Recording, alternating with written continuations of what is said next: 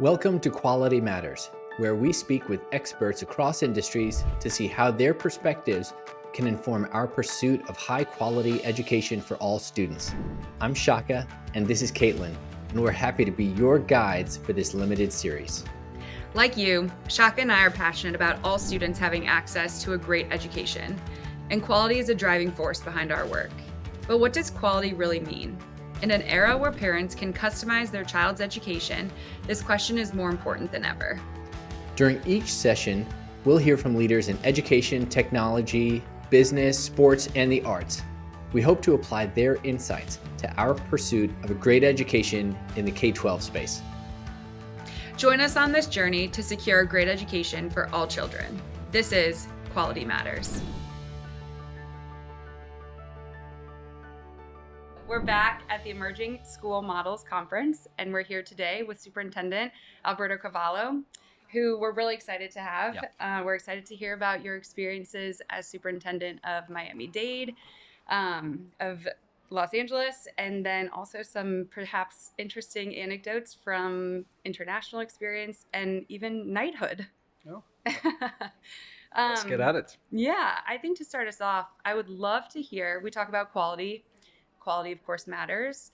Are there any life experiences that you've had that have influenced your definition of quality and what quality looks like in your life and in your work? Certainly, I know both at a personal and professional level. I can give you a number of examples. Let me begin with my own very humble start in life. Yeah. Education was always important. Unfortunately, education was not necessarily available to my siblings in the way it was available to me. And does quality matter? Yes. Miss Natalia, who was my first through fourth grade, was a highly effective teacher who saw me, acknowledged me, made me believe in my own worth, and therefore I connected with her. You cannot teach the child whose heart you don't first touch. Yeah. And it worked for me. Unfortunately, it did not work for my other siblings. I was the only one to graduate high school, and we're a family of 6. And this is in Portugal. In Portugal. We grew up in abject poverty. So that early experience marked me and defined me. Why me and not my brothers and sister? And then, of course, as an immigrant to this country, my first years as a teacher, I was actually confused by the fact that in the richest country in the world, there could be 2 coexisting realities regarding quality education, effective teaching, quality schools, quality resources. Yeah.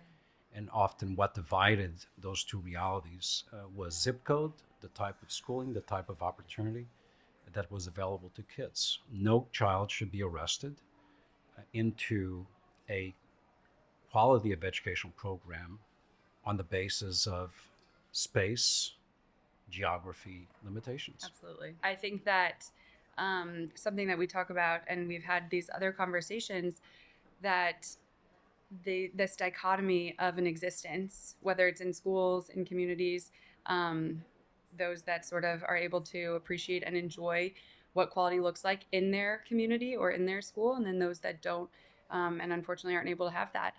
In your work, whether it's been in Miami, on either side of the country, are there specific impediments that you've had to either eliminate entirely to achieve the end result that you hope to get? What are those impediments? What are the ones that you've had to move? So number one, there are always impediments, right? Yeah. There's always a challenge. There's always a gate. There's always a wall. There's always some degree of resistance to innovation, to opportunities that can be offered to kids. And sometimes the pernicious attitudes, belief systems, or just the love of the status quo gets in the way of what would ultimately benefit a child. Unfortunately. So if you possess a position of leadership, it is your responsibility to dismantle those builders of status quo, of maintaining the comfortable zone just because it benefits some, sometimes at the expense of the child. Absolutely. So I can recount and recall instances in Miami where, we fought the good fight. We expanded diverse opportunities in education for children. When I became superintendent, only about 27, 28% of students were enrolled in a non-traditional program, whether it was Oh, wow. offered by the district or other publicly funded opportunities. By the time I left, in excess of 75% of students Oh my were goodness. availing themselves of educational opportunities based on their own choice. And it covered a wide array, a kaleidoscope of offerings, anything from schools within schools, small schools, magnet programs, career technical educational programs, independent charter schools, district managed charter schools. We actually, as superintendent, I started a new school model that previously did not exist, with the district becoming the sponsor of a charter school whose business responsibilities were provided by the district, still with relative autonomy in the decision-making process. Single gender schools, we try to be that system where one size, would fit no one. Right. So we got pretty close, I think, to the true definition of a portfolio district, offering multiple opportunities for parents and students. And I think the result was confusing to some, but I think in the end, advantageous to students. It was that positive, I wouldn't say competition, but the positive elevating of best practices based on tangible results led other schools to wanting to amplify or replicate those successes Right, by what they were lifting doing. best practices and transporting them to their own schools. And I think that was a very, very powerful dynamic. Other challenges, I think that often in the field of education, we create a large portion or share of the problems we face. So we make political decisions about something, and then we have to stick to our corner and fight for our corner without ever recognizing that there are perhaps best practices elsewhere. Sure. And we see that across the country. Education, as you know, it's interesting. Education has become very politicized. Yeah. However, Absolutely. this is like the third presidential election cycle where education, relatively speaking, doesn't A have a non-issue. voice. Yeah. It's Yeah. not debated. It's not discussed. Right. You have to go back, a number of years to see the federal government actually being bold, whether we like it or not, in the sphere of education. I think that is a dangerous position for a country like the U.S. to maintain, where we do not discuss education at the highest levels of political power. Right. Yeah. Some experiences that you're talking about, just in case people aren't familiar, and we'll drop links into the video and into the show notes. But, you were named Florida's 2014 Superintendent of the Year, the 2014 National Superintendent of the Year. And in part, you talked about Miami-Dade was really a portfolio district, but where 3 out of 4 kids were attending a school that was not their conventional zone school is a pretty amazing thing. You don't hear many public school superintendents talk about options and choice in a way that's amicable, right? I mean, usually this is really hostile. Usually, I would say the posture tends to be really defensive. What would you say to colleagues who are taking more of a defensive posture? Where they sort of feel like every student should be at a fill in the blank school district school, and here's Right. the one way that we're gonna do. We have our model, and it works, and that's it. Right. What would you say to that colleague? Sure. Look at Miami-Dade's results, Yeah. and over not just a brief period of time where you saw, a bump in scores and you saw a regression back to the mean, but look at this natural, progressive evolution of improvement in Miami-Dade over a 14-year period. That took the third largest school system in America from a graduation rate of 56% to over 90%. The complete elimination of F-rated and D-rated schools.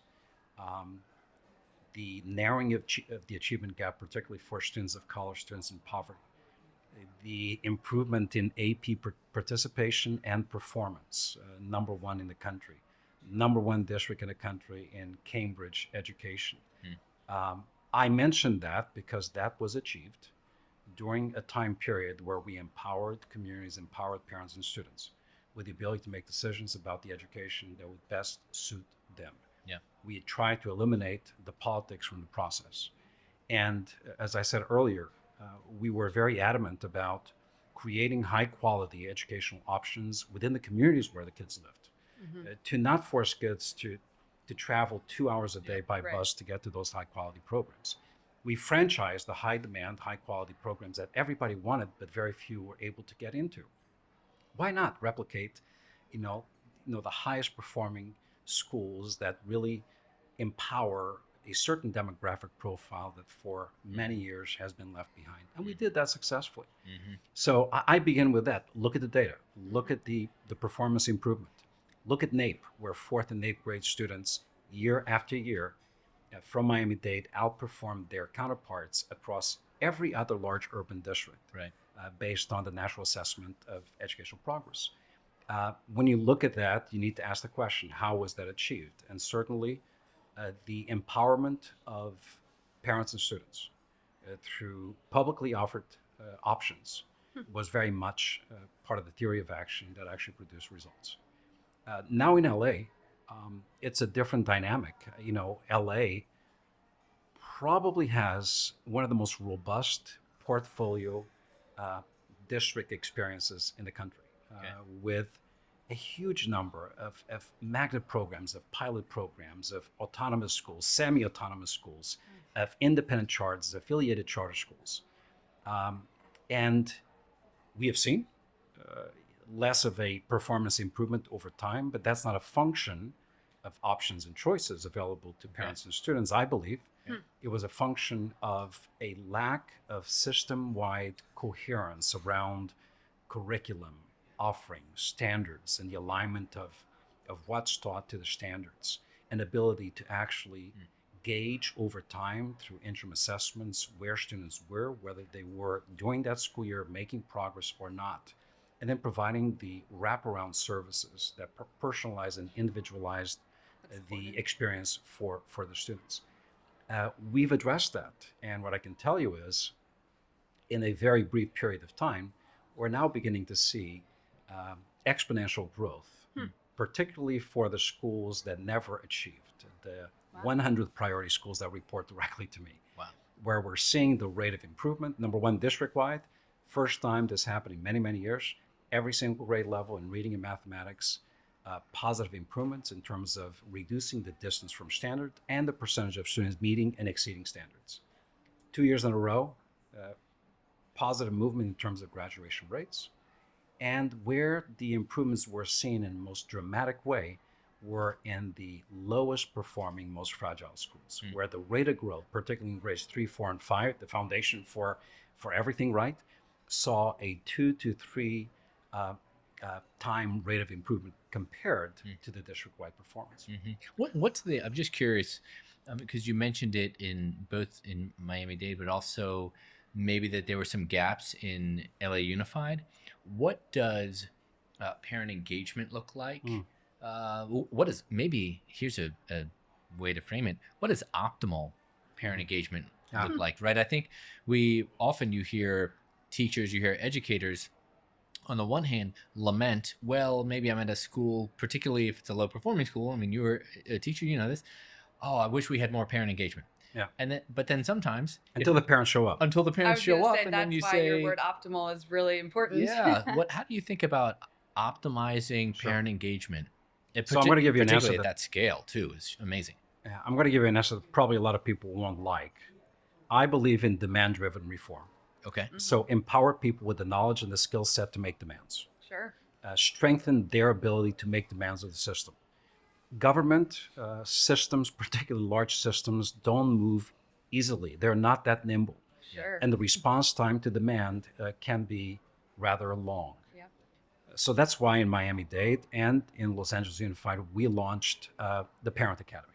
And the Parent Academy had one single goal: empower parents with dangerous information that will put them in a position of knowing the system, understanding the system, being able to compare, assess, analyze, and then make demands on a basis of what their children may not be getting and should be getting. Wow.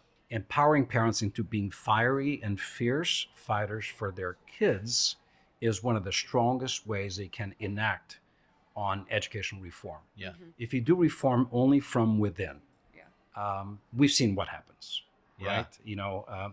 Superintendent leaves, and we all leave at some point, and that reform goes with the superintendent.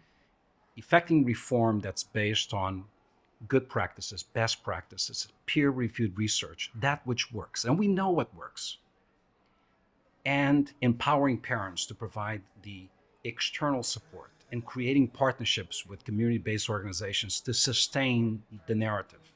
That's how you get there. So I was very proud of Miami-Dade. Our Parent Academy circulated in excess of 100,000 parents per year. We are rapidly reaching that level of participation in LA. What I don't subscribe to is the typical spaghetti dinners or the talking head of a principal or a superintendent, just addressing people. When you address people, you're not impacting people. Yeah. So you need an organic process of parental engagement. And we did it, I think, very effectively. We actually turned the level of discontent or happiness with the system into energy that forced us to reform, to move faster, to adapt, to abandon, or to adopt that which was best for kids. I love that. I love it. I think it's so interesting listening to, from my perspective, we can't listen to all that you're saying and not address this idea of innovation, whether it's innovation in education practices or innovation in systemic practices, how you involve your community, how you tap into the community. Most of the accolades we just discussed and the achievements you just mentioned, you were the leader of those institutions, you were the leader of that those achievements. How do you create an environment where, with so many different parties and pieces and players, you're able to innovate? And whether it's because of a quick feedback loop like you just mentioned, or whether it's because everybody is focused on the same goal that you're trying to achieve, how do you as a leader create these environments where achievements like the ones you just mentioned are able to be well, especially, by the way, how big is LA Unified? Just for our listeners and viewers, how many schools and students? It's the largest independently governed district in the country, second largest in terms of population. 540,000 K-12 students in addition to 70,000 adult students. Right. Over 1,200 schools. Yeah. So it is massive. Miami-Dade, 340,000 students, How over many 400 staff schools. people in LA? 75,000 full and part-time, staff personnel. Okay. 30,000 teachers. Yeah, there Now, you go. I'll let you answer, but this is just a massive Leading ship. all of that. You talk about steering this ship. This is a big ship. It is. Yeah. So I think your question is important. And earlier this morning, I taught a class here at Harvard to a remarkable group of 24. Hopefully in the future, they'll be educators. And one asked me that question. And so how do you move? His question was, how do you move a large mega district like Miami-Dade or LA? And I told him, I said, well, I don't. Surround yourself with zealots who are examples of the perfect balance of belief, skill, and will. You want believers. You want believers in the cause you fight for. Secondly, you want extremely skilled people, people who have content knowledge, who have practice experience. Yep.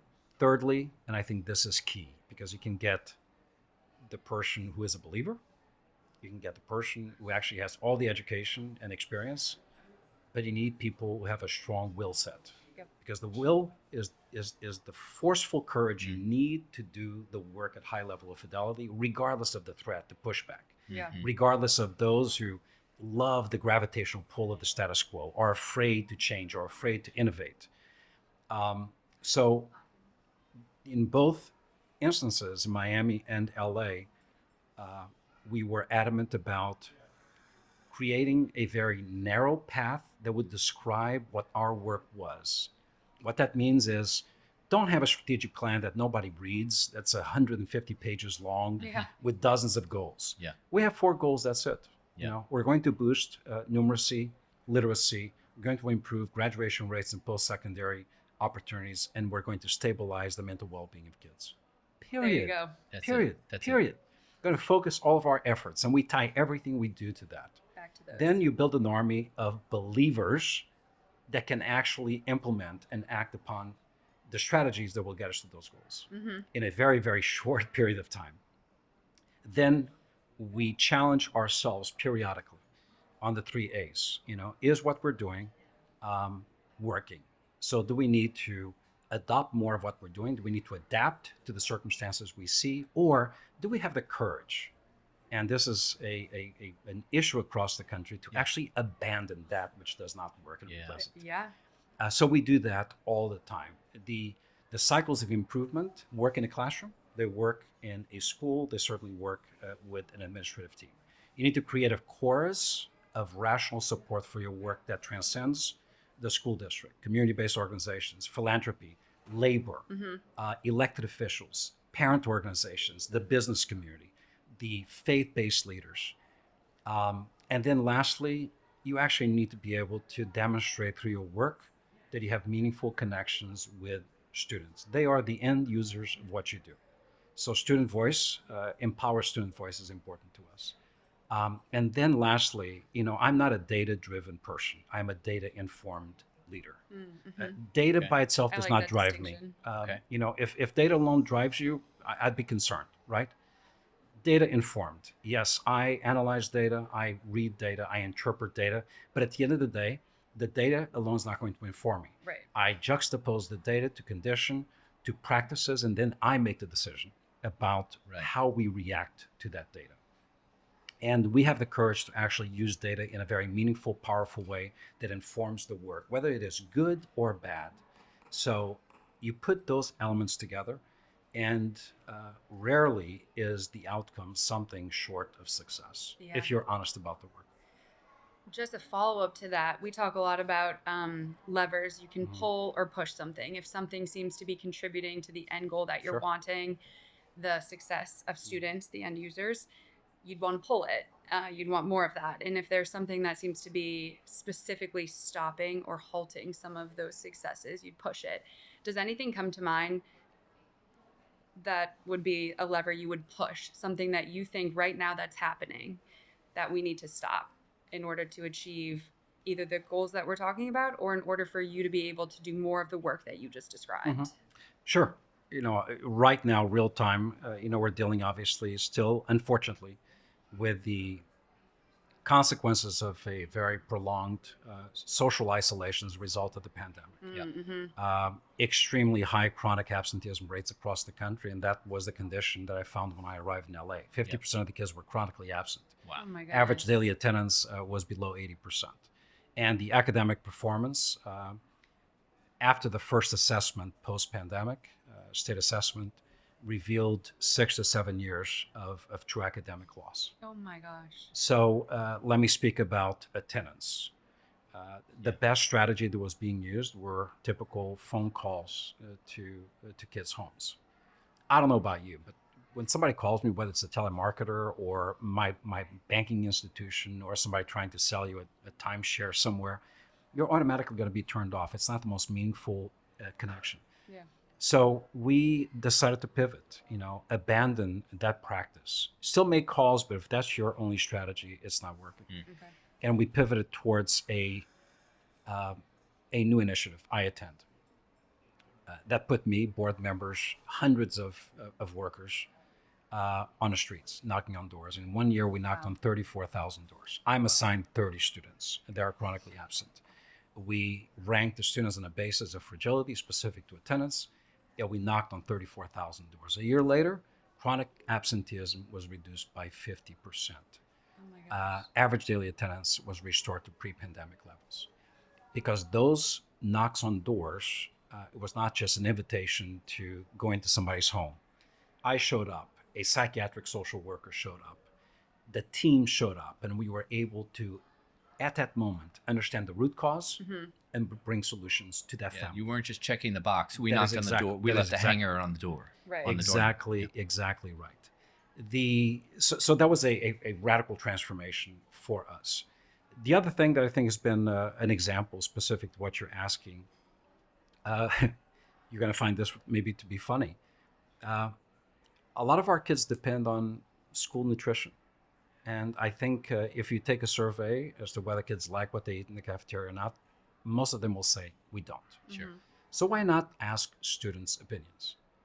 So we actually did just that. And I think this is actually a clear example. For 2 years in a row, we have a taste test kitchen event for students. What? Elementary, middle, and senior. We bring them in, about 40, 50 kids. And we showcase all of the food products that we believe they may like. And they actually give it a scorecard. And those food products that they like, they make it on the menu for the cafeteria. Those that they don't, Wow. never make it. Listen to student voice. That put us in a position of dramatically reducing food waste in the cafeterias. That's excellent. Because we actually tested what they liked. So simple, right? Isn't that what we do in real life? Right. You know, I can speak about strategies that have resulted in accelerated learning, the implementation of district-wide professional development opportunities that really looked at student data to inform the professional development, as opposed to what was typically done, which is here's the offering of professional development that we've always offered, we continue to offer, rather than actually look at the gaps. Do people want it? Right. Look at the gaps. What is the data specific to student performance? What is it informing us about what they need? And then develop the professional offerings. That requires abandoning some, resourcing better others. Superintendent Carvalho, we are unfortunately coming up on time, and you are going to go and give a keynote. You're already teaching this morning. I feel like we're sitting down with the most interesting man in the world. Yes, certainly for this interview. I feel like I also sort of got and I hope our listeners do, but a sort of a crash course master's in educational leadership. So this has been a true gift and a pleasure for us to chat with you about the things that are happening for kids. We wish you, of course, every success for the 550,000 students in LA Unified, my niece and nephew among them. We hope that you continue to do great things. Really want to just thank you for being with us today. I appreciate it. Very grateful. Fantastic. Thank you. I'll leave you with one thought. In a time of dissension at all levels across the American spectrum today, one could easily conclude that the solution resides actually with education. It is still that one environment where we have the greatest chance of bringing kids together. And I so believe in that, not only through my own personal experience, but also because I believe fundamentally that education and American democracy are two sides of the same coin. Education and democracy. I don't know of a democratic institution that succeeds, that thrives, absent education. Absolutely. So education and those who dedicate their lives towards enabling it is the best protection of our nation, of democracy. It's not just about reading, writing, and mathematics. It's about expanding the possibility of young people while elevating ideals that I think we all can subscribe to. So thank you for the opportunity. What a thought to be left with. Thank you. Thank you. Great.